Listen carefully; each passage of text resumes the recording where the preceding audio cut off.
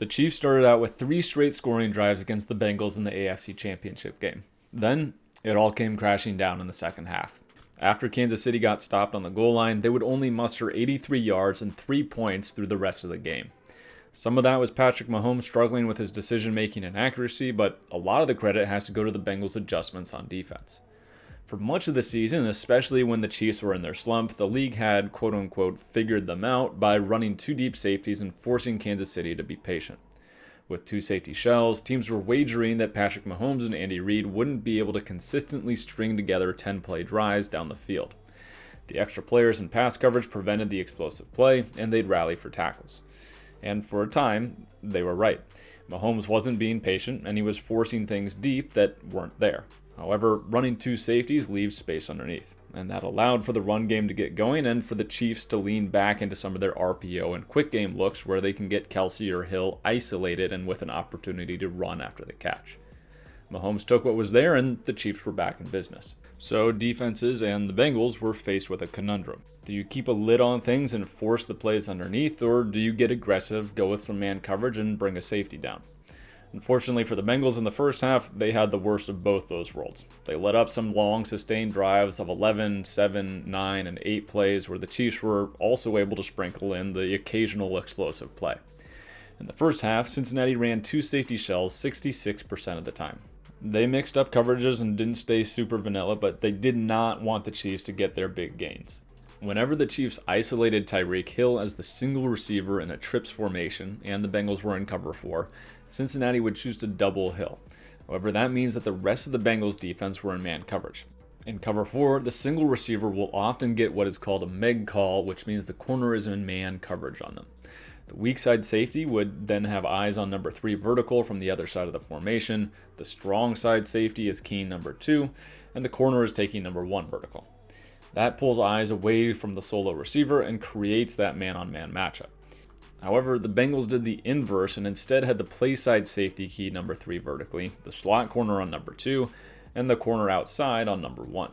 That leaves the backside safety to help on Tyreek Hill, but prevents him from being involved on the trip side. So, when all those players have to carry vertical routes, that's when we saw Mahomes take off to pick up chunk gains. Defenders are running with their backs turned, and that leaves space for scrambles. Then, when the Bengals went to pure man coverage, they were having trouble covering the Chiefs receivers one-on-one. They were really caught in no man's land of what they should be doing on defense and how to defend the Chiefs' offense. They could play too deep, get dink and dunked, or they can play man coverage and get beat by the Chiefs' talented receivers.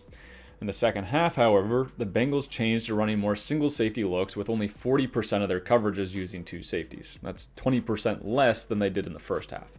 That was in an effort to slow down the run game, attack plays underneath, and prevent the Chiefs from taking the easy throws. But the Bengals got to their single safety looks and man coverage in a couple different ways. They ran some drop 8, some cover 3 buzz, cover 1 robber, and mixed and matched coverages to force Mahomes to process. And it worked. In cover 1 robber, one of the safeties is dropping down into the middle hole. Everyone else is in man coverage with the other safety protecting the deep middle. That robber player was crucial in helping create brackets on both Hill and Kelce and preventing the intermediate and high crossers that the Chiefs love to run. It's risky because you're manned up elsewhere, but Cincinnati did a great job of taking away at least one of those 2 guys on every single play. Mahomes clearly had difficulty throwing with anticipation in the second half, and in large part that's because of the tighter man coverage and different post-snap looks he was getting. The Bengals also ran some cover 3 buzz, which for simplicity's sake is essentially just cover 1 robber but with zone behind it instead of man coverage. It accomplishes the same goals while avoiding having issues with mesh concepts or man beaters or isolated matchups.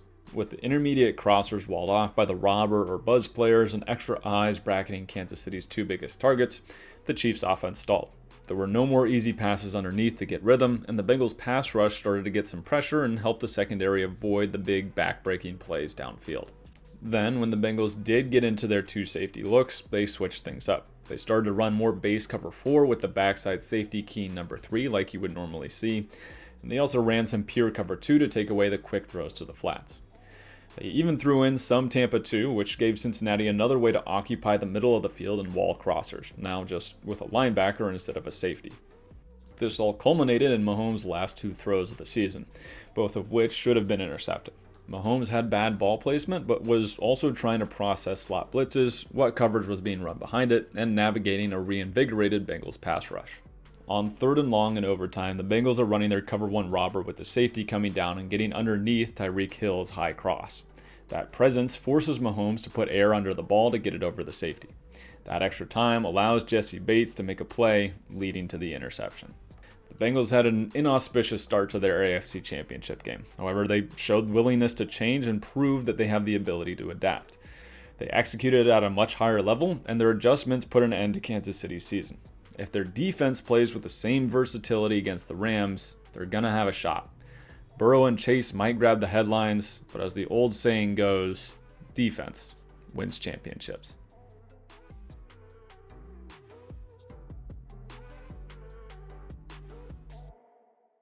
Hey guys, I appreciate you watching all the way through. Make sure you drop a comment. Let me know someone, a scheme, idea, person who you want to see broken down here in the future. I'm also releasing a speaking football course that goes over the basics of the language of football, what techniques are, what alignments are. So if you're interested in that, check out the link in the description.